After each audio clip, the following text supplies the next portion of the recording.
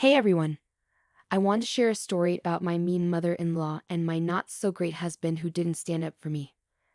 I'm going to use fake names to keep things private.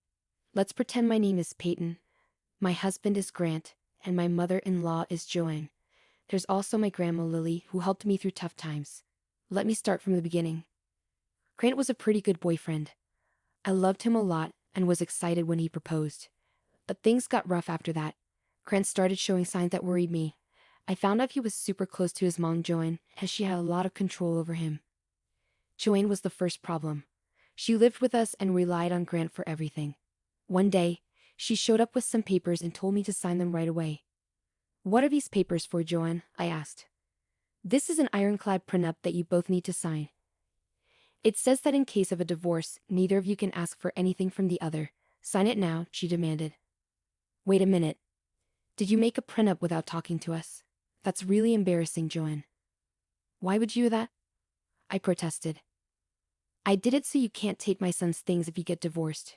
You make less money than him, and this house belongs to him. We can't trust you not to try to take everything." "This is crazy, Peyton. I'm not as bad as you say." "This is ridiculous. I won't sign a prenup like this. I feel offended." "You should have discussed this with us," I argued. "Actually, I know about the prenup. It's not a big deal, Peyton.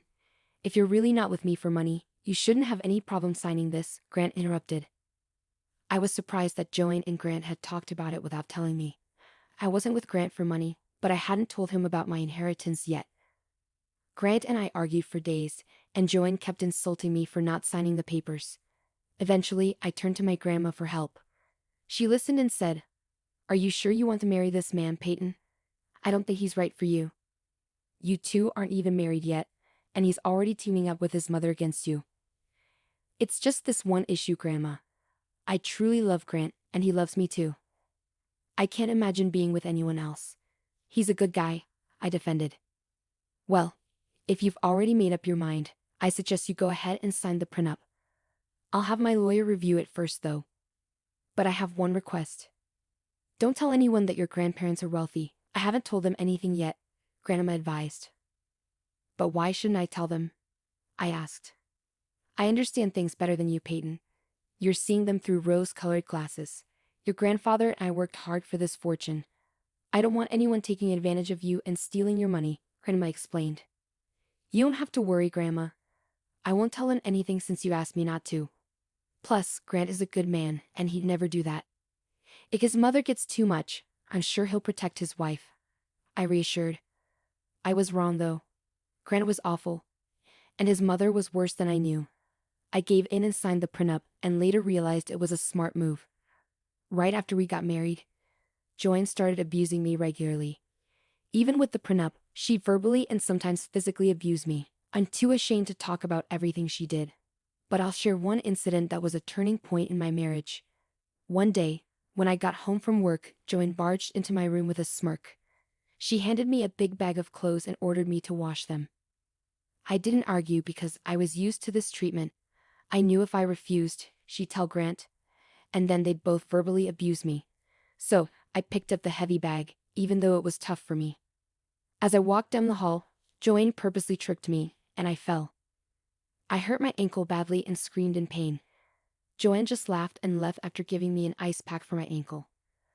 I called Grant. "Grant, I fell and hurt my ankle.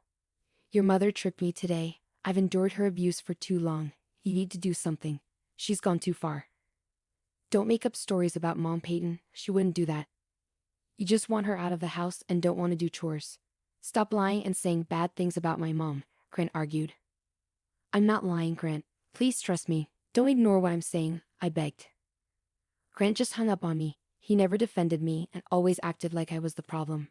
I stayed quiet because I didn't want him to leave, but this time I couldn't handle it anymore. I couldn't take it anymore. I was secretly seeing a therapist with my grandma's help because their abusive behavior was too much to handle. It was clear I had to leave. What made me even angrier was Joanne sending me nasty texts, saying I deserved what she did, and Grant never standing up to her. I was furious. I decided I needed revenge, and the chance came later. When my grandma passed away, I was sad but also relieved because she was in a lot of pain. I couldn't bear seeing her suffer. I stayed strong, thinking she was finally at peace with my granddad. Grant didn't offer any support when she passed. He didn't even come to the funeral. But he found out I inherited $250 million. Yes, they were that wealthy. Grant was shocked. He suddenly started being really nice to me when we got home. The next day, I woke up to another surprise. Joanne was standing at the foot of my bed, looking at me sweetly. I was shocked to find her in my room, staring at me strangely. I didn't know what to make of it. I had a feeling something like this might happen, but seeing my abusive mother-in-law's face change was starting to creep me out. I said, "Why are you here, Joanne? No one told me you were coming today. And why were you staring at me while I was sleeping?" "Oh, I came early to help you with chores. I made you some tea, it's right by your bed." "I know how much you love tea, so I got a special batch for you," she said sweetly. "You didn't answer why you were in my room while I was sleeping. Honestly, Joanne, it's really creepy. I was just trying to massage your feet, Peyton. I know you hurt them when you fell carrying my laundry. Your feet must be sore, so I thought I could help," she explained. "You're the one who tricked me that day, Joanne. How dare you come in here and try to massage my feet? Have you no shame?" I exclaimed. Now, don't overreact. It was just a mistake. I didn't have you fall or that the laundry was so heavy. I already massaged your foot to make up for it, didn't I?" she replied. "Do you really think massaging my foot makes up for all the abuse you've put me through? You're out of your mind, Joanne. Get out of my room. I don't want to see your face right now," I demanded. "All right, I'll be in the kitchen making you breakfast. You don't have to worry about a thing. I'll take care of everything, including making sure Grant has everything ready. You just take your time and freshen up," she said sweetly before leaving. Her sudden change of behavior left me feeling unsettled. Even as I lay there, I couldn't shake the feeling that she had invaded my privacy and was acting strangely. Money can make people do strange things, you know. Joanne is a perfect example. Grant must have told her to be nice to me to avoid any issues with my inheritance, which probably prompted her visit. But neither Grant nor Joanne knew that they wouldn't get their hands on my fortune. I had made sure of that. I got out of bed and dressed in my best clothes. It was my day for revenge, and I wanted to look my best. My therapy had been helping, and I finally had the confidence to stand up for myself. I went down to the kitchen with my bag in hand. Inside were some important documents I needed to send out today. I think you can guess what I was about to do. I found Grant and Joanne in the kitchen, looking very pleased and whispering to each other. When they noticed me, their smiles widened even more. Grant pulled out a chair for me while Joanne started preparing a plate for me. I said, "Why did you make breakfast today? I could have done it myself. You didn't have to go through the trouble." "It's no trouble at all, Peyton. I'm happy to do this for you. It's just breakfast. My mom can help out. You don't have to worry about any chores from now on. Once we sell the house and move to a mansion, I'll hire a housekeeper. Until then, my mother can take care of everything. I'll help her too. You think buying my medicines is a waste of money, but suddenly hiring a housekeeper is affordable for you. And how do you plan to buy a mansion? Robbing a bank lately?" I retorted. "Don't be absurd. We have enough money to do anything we want now." "You just inherited a lot from your grandmother," Grant replied confidently. "Yes, Grant's right. Finally, we're rich. We don't have to worry about money anymore. Your inheritance will last us a lifetime. We can do whatever we want now," Joanne added. "Yeah, I've been thinking about quitting my job. I was getting burnt out here anyway. Maybe we can take a vacation and have some fun. What do you think?" Grant added. I burst into laughter at their words. I couldn't believe what I was hearing. It had only been a day since I got my inheritance and they were already making plans. They really thought I'd just hand over the money and let them do whatever they wanted. As if pretending to be nice would erase years of abuse from my husband and mother-in-law. Joanne and Grant looked uncomfortable with my laughter, trying to avoid eye contact. Maybe even they realized how ridiculous their plans sounded, holding on to the hope that I'd forgive them magically. After laughing for a moment, I said, "Wow, it's only been a day since I got my inheritance and already you're changing your tune so drastically. Money really does make a difference, doesn't it? Let's not dwell on the past now. We had no idea this good fortune was coming our way. We would have treated you better if we knew. Keeping secrets from your husband and in-laws isn't right, Peyton. That was sneaky of you. Anyway, what should we do with all this money?" I was thinking of buying a house and going on a Caribbean vacation. "Don't just say house, Grant. Say mansion or villa. We could even get a penthouse. It would suit our new status better. We're millionaires now after all. All my friends would be so jealous, Joanne added excitedly. I listened to their chatter and casually took out the documents I'd been hiding in my folder. Joanne and Grant looked at me expectantly, as if I was about to hand them papers saying all the money was now theirs, but they were in for a shock. I held the papers in my hand and said, I need to correct you both. We're not millionaires. I am. The money is mine. And I inherited it. Yes, you got the money, but we share everything. We're married, so you should share your money with me, Grant insisted. And as your mother-in-law and your only family right now, you should share the money with me too. We're family after all. You're my daughter as much as Grant is my son, Joanne added. It's ironic how suddenly I've become your daughter, Joanne. Until yesterday, I was just a witch your son married. Anyway, don't get too carried away. We won't be family anymore. Not that we ever really were, I retorted. What do you mean, Peyton? I'm your mother-in-law, so I am family, Joanne protested. How could you be my mother-in-law when I won't be married to your son anymore? If Grant loses his title as my husband, you'll mean less than nothing to me, I replied firmly. What's going on, Peyton? Why won't I be your husband anymore? What's this about? Grant demanded. Well, I filed for divorce. I did it the day after my grandma died. I won't be staying with you anymore, Grant. You're a terrible husband and don't deserve to be one, I declared. With that, I threw the divorce papers on the table. Grant and Joanne both read the papers to see if I was telling the truth. When they finished reading, their eyes widened in disbelief. They looked at each other with worry, realizing the seriousness of the situation.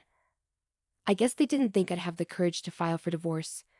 They said, What's this, Peyton? Why are you filing for divorce? This doesn't make any sense. You think I'm weak enough to stay in an abusive marriage forever? Why are you surprised, Grant? I warned you this was coming. I told you the day Joan tricked me. My God, why are you still dwelling on the past? I've already apologized for it, and it's over. You need to be more forgiving. This isn't enough reason for a divorce. Mom has already made up for that, Grant argued. So you, Joan, admit to tripping me and all you say is to get over it? Well, listen up, guys. I'm divorcing both of you and you won't get a penny of my inheritance. I can't believe I fell in love with such a horrible man like you, Grant. I'm ashamed I tried so hard to impress a monster like you, Joanne, but this abuse stops now. We're definitely getting a divorce, and we can do this the easy way or the hard way, I asserted. Suddenly, Grant and Joanne looked furious with me. I guess they didn't like being called out for their behavior. They knew I was serious about the divorce since I'd already filed for it. It wasn't a threat to get what I wanted. They were now willing to comply with my wishes because I had a lot of money. What's the point of divorcing me, Peyton? You have more money than me because your inheritance is our marital asset. I'll get half of it anyway. You might have half, but most of it will be spent on the lawyer. Did you forget about the prenup we were forced to sign? Your dear mother-in-law can remind you of it. She insisted we sign it, Grant retorted. It suddenly hit them that they'd screwed themselves over. Back then they never imagined I'd become a millionaire. They wanted to protect themselves because they knew no reasonable woman would stay with them after their abuse. The prenup was their way of avoiding consequences for their actions, but this time they'd only hurt themselves. They'd dug their own graves. The prenup was in the past. I'll consult a lawyer and see what options we have. We won't let you walk away with all that money. You're just using this to threaten us. You can't do anything to us, Peyton. We'll take your money and do as we please with it, Joanne snapped. So, you're planning to fight me in court? Don't worry, Peyton. We'll make this tough for you. You can't make decisions on your own. I'll fight you in court. You can't get divorced without my signature, remember that, Grant threatened. Really, Grant? You're going to deliberately make things difficult for me? That's not a problem. I'm prepared for anything. I have some tricks up my sleeve, I countered. What do you mean, Peyton? Joanne asked nervously. Joan, remember how you confessed to tripping me and abusing me in those texts? Well, I'll use them to file a report with the police. That could be quite an event, wouldn't you say? I stated calmly.